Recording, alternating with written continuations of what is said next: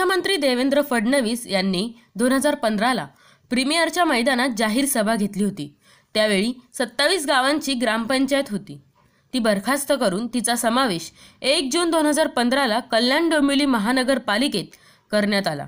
त्यावेळेस मुख्यमंत्र्यांनी आश्वासन दिले होते की 27 गावातील ग्रामपंचायतीमधील एकाही कामगारावर अन्याय होऊ देणार नाही। पण आज त्याच 499 कामगारांना रस्त्यावर उतरून न्याय हक्कासाठी आमरण उपोषण करावे लागत आहे। त्या कामगारांना आजही कल्याण डोंबिवली महानगरपालिकेत कायमस्वरूपी सामावून घेतले जात नाही। त्या कामगारांना ग्रामपंचायतीत जे वेतन दिले जात होते तेच वेतन आजही दिले जाते। महानगरपालिकेतील कामगारांना किमान वेतन देण्यात येते, पण 27 गावातील कामगारांना तसे वेतन मिळत नाही। महानगरपालिकेचे कामगार जे काम करतात तेच काम हे कामगार करतात, त्यांच्यावर अन्याय केला जात आहे। 1 जून 2015 पासून थकीत वेतन कामगारांना मिळालेले नाही। महानगरपालिकेचा एकही प्रशासकीय अधिकारी या उपोषणाला बसलेल्या कामगारांना त्यांच्या साध्या समस्या जाणून घेण्यासाठी सुद्धा आलेला नाही। कल्याण डोंबिवली महानगरपालिकेमध्ये 1 जून 2015 पासून 27 गावांना समाविष्ट करून देण्यात आलं। त्याच वेळेला 499 सफाई कामगार आणि इतर कामगार यांना सर्वांना समाविष्ट करण्यात आलं होतं। महानगरपालिकेने डिसेंबर 2017 पर्यंत त्यांना ग्रामपंचायतीतच वेतन देऊन त्यांच्याकडनं कामं करून घेतली। म्हणजे अमानवीय आणि अकृत्य अत्याचार त्यांच्यावर केलेला आहे। कामगार अशिक्षित असले तरी त्यांना एवढं तर कळतं की कामाचा मोबदला आम्हाला मिळाला पाहिजे, म्हणून 29 महिन्याचा त्यांचा डिफरन्स, जो किमान वेतनाचा डिफरन्स आहे तो आणि त्यांना कायम करण्यासाठी राज्य सरकारकडे यांनी प्रस्ताव पाठवा। या 2 विशेष मागण्यांसाठी आम्ही आज मी स्वतः राज्य कार्याध्यक्ष अखिल महाराष्ट्र सफाई कर्मचारी संघटना डॉक्टर रेखा भवनवाल आमरण मागणी आम्ही कायदेशीर मागणी आहे। काम केलेलं आहे, कामाचा मोबदला आम्ही मागतो आहे। मला नाही वाटत की नगरपालिकेकडे अगर फंड नाही आहे, पैसा नाही आहे, तर त्यांनी बोनस दिलेला आहे। यावेळेला 13,000 बोनस दिला आहे। बोनस केव्हा दिला जातो? एक्स्ट्रा काही इन्कम असेल तेव्हा बोनस दिला जातो ना। मग ह्या कर्मचाऱ्यांवर अन्याय कशाला? ह्या कर्मचाऱ्यांना ॲटलिस्ट पगार तर द्या तुम्ही त्यांना। तेवढंच काम त्यांच्याकडनं करून घेताय तुम्ही हक्काने। मग यांचा हक्क आणि यांचा अधिकार का दिला जात नाही? म्हणजे हे गुलाम आहे का? जोपर्यंत यांचा 29 महिन्याचा डिफरन्स आणि कायम करण्याचा प्रस्ताव राज्य सरकारकडे पाठवत नाही तोपर्यंत आमरण उपोषण इथे बंद होणार नाही, जे मी आजपासून सुरुवात केली। 27 गावांच्या कर्मचाऱ्यांबद्दल विचाराल तर काही वर्षापूर्वी माननीय मुख्यमंत्री साहेबांनी आमच्या प्रीमियरच्या ग्राउंडमध्ये आमच्या 27 गावाच्या नागरिकांना एक वचन दिले होते की तुमची 27 गावे आम्ही लवकरात लवकर महापालिकेतून मुक्त करू आणि स्वतंत्र नगरपालिका करू।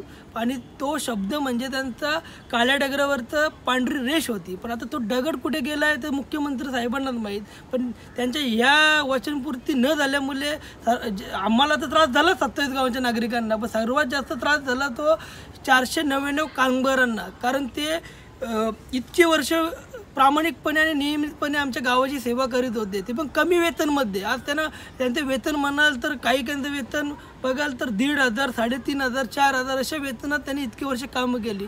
त्यानंतर त्यांना 2015मध्ये कडमोप पालिकेत समाविष्ट करून घेतले आणि त्यांना तिथे कार्यरत करण्यासाठी त्यांना भाग पडले। त्यांची इच्छा म्हणजे आमच्या 27 गावाची इच्छा नसताना आम्हाला महापालिकेत समाविष्ट करून घेतले, तरी त्यांनी कोणती हरकत न घेता ते वेळोवेळी प्रामाणिकपणे काम करत होते।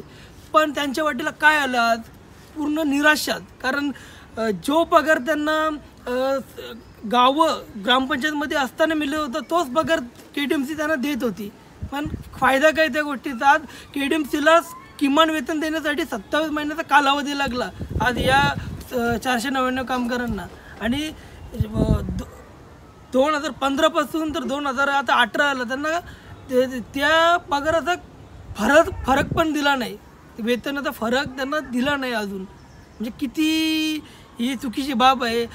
आज 499 कर्मचाऱ्यांपैकी लालचंद अरुण राणे राहणार भालगाव हे 60व्या वर्षी यांचं सेवानिवृत्ती होते, रिटायर होते, पण आज पालिकेकडून त्यांना काही दिले जात नाही आणि सरकारकडून त्यांना कोणतेही मानधन दिले जात नाही। मग इतकी वर्ष त्यांनी कमी पगारात गावांची सेवा करून त्यांना काय मिळालं? काय म्हणजे नक्की काय चाललं आहे सरकारदार? तुम्ही स्वतंत्र नगरपालिकेचे कारण द्याल तर आजपर्यंत आम्ही कल्याण डोंबिवली महानगरपालिकेतच आहोत ना. आज तुम्ही कर कोणाचं घेता? कल्याण महानगरपालिकेतच घेता ना. आज आम्ही निवडणूक लढल्यावर आम्ही KTMCच्याच नगरसेवकाला निवडून दिलं ना. मग कर्मचाऱ्यांचा विषय आला तर तुम्ही का म्हणता की तुमचा अजून निर्णय झाला नाही, 27 गावं अजून वेगळी केली नाही किंवा 27 गावं वेगळी झाल्यावरच तुमचा निर्णय होईल? नाही ना, ही बाब अत्यंत चुकीची आहे. आज सरकार निर्णय घेईल तेव्हा घेईल, पण हल्ली कोण कुठे आहोत? KTMCच आहोत ना. आता आम्ही KTMCचाच कर भरतो ना. मालमत्ता कर आम्ही कुठला देतो? KTMCचाच देतो ना. मग यांचा कर्मचाऱ्यांचा विषय आल्यावर KTMC अशी का म्हणजे वागते, मला तेच समजत नाही. आज मला हेच म्हणायचं आहे की 27 गावातील हे 499 कर्मचारी हेही आमचे भूमिपुत्रच आहेत. म्हणजे कुठूनही बघितलं तरी आमच्या भूमिपुत्रांवरच अन्याय. आज या आमच्या भूमिपुत्रांसाठी म्हणजे या 499 कामगारांसाठी डॉक्टर रेखाताई बहनवाल हे आमरण उपोषणासाठी बसले आहेत. म्हणजे किती लाजिरवाणी गोष्ट आहे की त्यांच्या न्याय हक्कासाठी रेखाताईंना आमरण उपोषणासाठी बसावे लागत आहे. पण आज मला सरकारला एकच सांगायचं आहे की लवकरात लवकर या 499 कर्मचाऱ्यांचा एक निर्णय घ्यावा आणि त्यांना परमनंट आणि त्यांच्या पगारातील फरक द्यावा. आणि यासाठी मी मुख्यमंत्री देवेंद्र फडणवीस साहेब यांना, रोजगार हमी मंत्री यांना आणि आयुक्तांना देखील पत्र लिहिलेलं आहे. एक 27 गावाचा एक नागरिक म्हणून माझं एकच मत आहे की लवकरात लवकर आमच्या या 499 भूमिपुत्रांना न्याय द्यावा, हेच माझं मत आहे. ब्युरो रिपोर्ट, निरंतर वार्ता.